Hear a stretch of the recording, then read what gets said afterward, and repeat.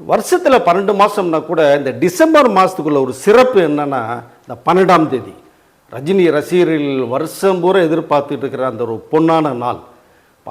பல பண்டிகைகள் வருஷத்தில் வந்தால் கூட, பொங்கல், தமிழ் வருஷப்பிறப்பு, ஆங்கில வருஷப்பிறப்பு, தீபாவளினா கூட இந்த 12ஆம் தேதின்ற அந்த மேக்னெட் டே இருக்குது பார்த்தீங்களா, அது ரஜினி ரசிகர்களுக்கு எதிர்பார்த்து காத்துக்கிட்டு இருக்கிற அந்த நாள். அது 12/12/1950 50வது வருஷம் பிறந்த ரஜினிகாந்த், சிவாஜி ராவ் கெய்க்வாட் அப்படிங்கிற ஒரு மனிதன் பிறந்த நாள் அன்றைக்கு. இந்த டிசம்பர் மாதம் மேலே ஒரு சிறப்பு இருக்குது, 2 சிறப்பு இருக்குது. ஒரு டிசம்பர் 25 இயேசு கிறிஸ்து அவர்கள் பிறந்த நாள். 2வது 12/12 இது ரஜினிகாந்த் பிறந்த நாள். சிவாஜி ராகவாக இருந்து ரஜினிகாந்தாக மாறிய அந்த ஒரு பொன்னாள். இந்த நாளை எதிர்பார்த்துட்டு ஒவ்வொரு ரசிகர்களும், அதாவது சூப்பர் ஸ்டாரை பார்க்கணும், அவர்கிட்ட பேசணும், ஃபோட்டோஸ் எடுக்கணும் அப்படின்னு சொல்லி அந்த ஏங்கிக்கிட்டு இருக்கிற நிமிடங்கள் இருக்குது பார்த்தீங்களா.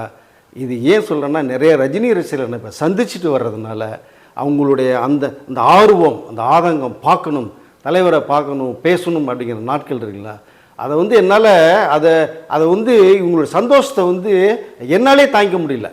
அப்போது ரஜினி சார் நேரில் பார்த்தாங்கன்னா அவங்க எப்படி இருப்பாங்க, ரஜினி சார் எப்படி இருப்பாங்க அப்படிங்கிறத நினைக்கும் போது எனக்கே ரொம்ப ஒரு மாதிரி எமோஷனலாக தான் இருக்குது. ஏன்னா அந்த நாளுக்காக. ஸோ இந்த டிசம்பர் 12/12 அன்னைக்கு அவருடைய பிறந்த நாள். இந்த வருஷம் அவர் கூலி படப்பிடிப்பில் இருந்துகிட்ருக்கார். ரொம்ப ரொம்ப இன்ட்ரெஸ்ட்டாக மும்முரமாக கூலி ஷூட்டிங்கில் நடந்துகிட்ருக்கு. இப்போவும் கூலி ஷூட்டிங் தான் போயிட்டுருக்கார். சென்னையில் தான் நடந்துகிட்ருக்காது ஷூட்டிங். நம்ம பூந்தமல்லி பக்கத்தில் ஒரு செட் போட் பண்ணுறாங்க, ஓஎம்எல்ல செட் போட் பண்ணிகிட்ருக்காங்க. இந்த 12ஆம் தேதி அவர் பிறந்த நாளைக்கு வெளியூர் போவார், கோயிலுக்கு போவார், எம்எம்எல்ஏ போவார் அப்படிங்கிற ஒரு செய்தி இருந்தால் கூட, இந்த டிசம்பர் 12ஆம் தேதி அன்னைக்கு சூப்பர் ஸ்டார் ரஜினி எந்த வெளியூருக்கும் போல் சென்னையில் தான் இருக்கார். அநேகமாக அவருடைய தீவிரமான ரசிகர்கள், அந்த அன்பு, அந்த காதல், அந்த நட்பு வச்சுருக்க அந்த ரசிகர்கள் நிச்சயமாக அவர் சந்திக்கிறதா ஒரு செய்தி எனக்கு வந்திருக்கு. கண்டிப்பாக அவர் ரசிகர்களுக்கு ஒரு செய்தியும் கொடுப்பார். அவர் சந்திக்கிறது வாய்ப்பு நிறையா இருக்குது. அபூர்வ ராகங்கள் அவர் அந்த படத்துக்கு எப்படி கே. பாலச்சந்தர் அவர்கள் செலக்ட் பண்ணாங்க, எப்படி தேர்ந்தெடுத்தாங்கிற ஒரு விஷயத்தை இன்னொரு வீடியோவில் டீட்டெயிலாக பேசுகிறேன். இப்போது அபூர்வ ராகங்களுடைய முதல் நாள் படப்பிடிப்பு, அதில் ரஜினிகாந்த் அவங்க வந்துட்டாங்க. சிவாஜி ராவ் பேரை எடுத்துகிட்டு ரஜினிகாந்த் அப்படின்னு சொல்லி கே. பாலச்சந்தர் அவர்கள் பேர் வைக்கிறாங்க. அந்த பேருக்கு ஒரு மிகப்பெரிய ஒரு பவர் இருக்குது அப்படின்னு சொல்லி கேபி சொல்லி, ஏன்னா அவர் டைரக்ட் பண்ண மேஜர் சந்திரகாந்த்னு ஒரு படம், மேஜர் சுந்தரராஜன், முத்துராமன், ஏவி ராஜன் இவங்களை பண்ணியிருப்பாங்க. அதில் ரஜினிகாந்த்னு ஒரு கேரக்டர் பேர் இருக்கும். அந்த கேரக்டர் பேரெல்லாம் பார்த்து தான் சிவாஜி அவர்கள் கௌரவம் படத்திலேயே பாரிஸ்டர் ரஜினிகாந்த்னு ஒரு கேரக்டரில் மிகப்பெரிய அட்வொகேட்டாக ஒன்று பண்ணியிருப்பார். ரொம்ப பெரிய சூப்பர் டூப்பர் ஹிட்டான படம்.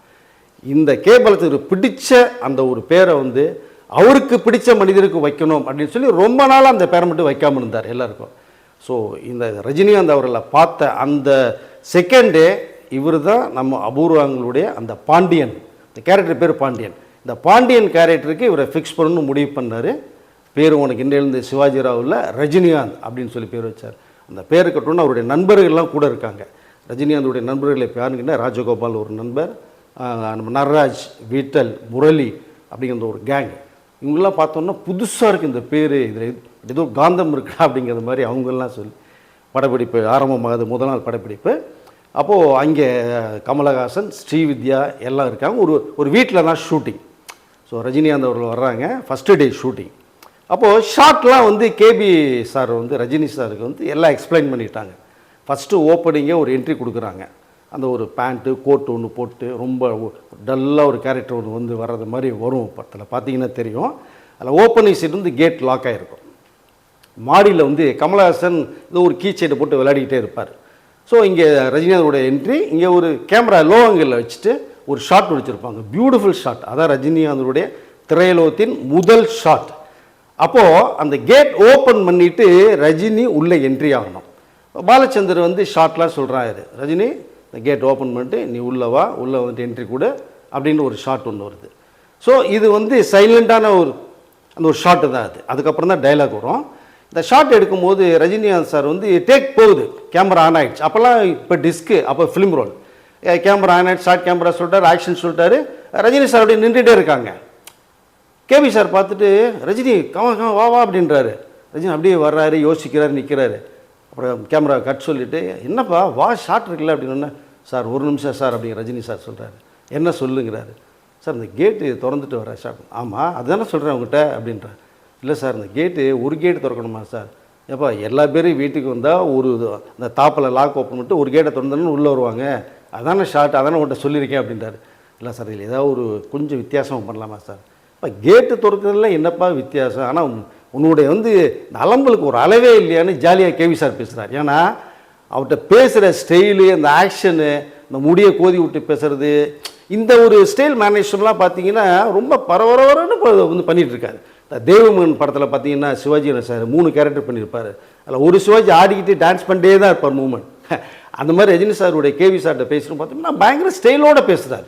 இந்த கை ஆக்ஷன் பண்ணுறது, இது பண்ணுறது, அப்படி இப்படி முடிய பண்ணுறாரு. அப்போ தான் கேவி சொன்னார், ரஜினி இந்த படத்தில் நீ ஒரு ஒரு நல்ல கேரக்டர், பாண்டியன்ற ஒரு கேரக்டரில் வர்ற, மிஞ்சி போனால் ஒரு 5-6 சீன் தான் இருக்கும், இது உனக்கு அறிமுகம்.